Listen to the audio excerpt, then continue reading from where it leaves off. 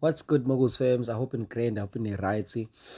Kahle namhlanje bengifuna ukuthi nginikeze ama-advice or ama-point form nje amathathu engiwathanda about ama-fundamentals that we do, for fundamentals. Because, uma ukuthi wenza ama-fundamentals, these are the things ekufanele uzazi ukuthi-ke uyazi, like kumele uzi-understand, kumele uzazi nje ukuthi izinto ekufanele uzijwayele, yabo. Number one, okokuqala ukuthi uthola ama-results, ama-results same time, yabo. Ukuthi uyaluza noma uyawina ubukuthola manje lokho, yabo. Number two, it's that kufanele uchoose i-strategy esisodwa.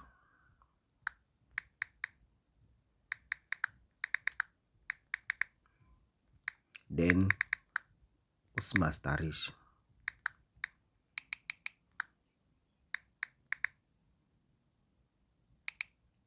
Sorry about that. Usimasterishe. Uma usimasterishe, you need to make sure uma uzosimasterisha,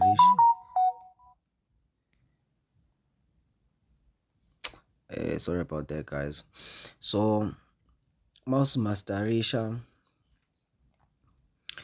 then you learn more, uma usimasterisha nje, you learn more about it.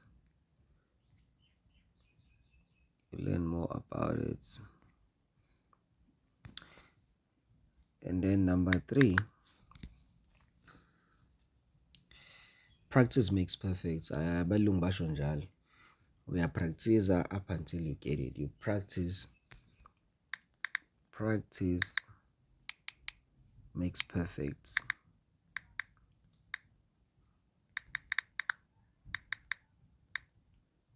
Perfect. Oh, and the last one, okubalekile. And the last one ukuthi yokugcina ukuthi only risk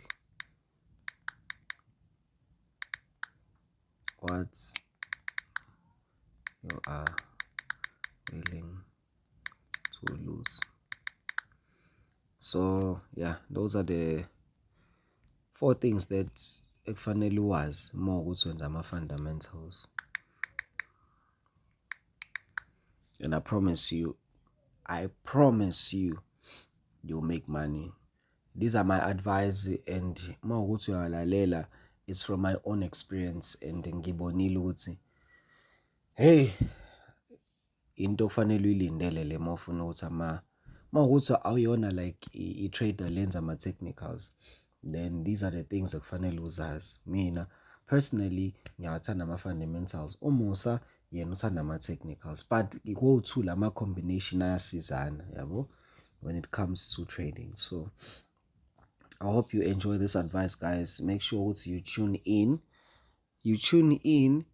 so that you can get more advice and uthole more clarity nje ukuthi kusebenza kanjani nje. eSouth Africa afethu sidinga imali, yonke ebalekile imali. Uvuka ekuseni udinga imali, yabo, iyona nto edingayo le, akukho okunye esikudingayo, because amathuba omsebenzi a-out manje. Sidinga ukuthi sikhulisane ngolwazi, sidinga ukuthi sazi ukuthi what do we want, because without you having i-capital ngeke uzokwazi ukwenza ibhizinisi lidinga i-capital, and leyo capital kumele uyithole from work.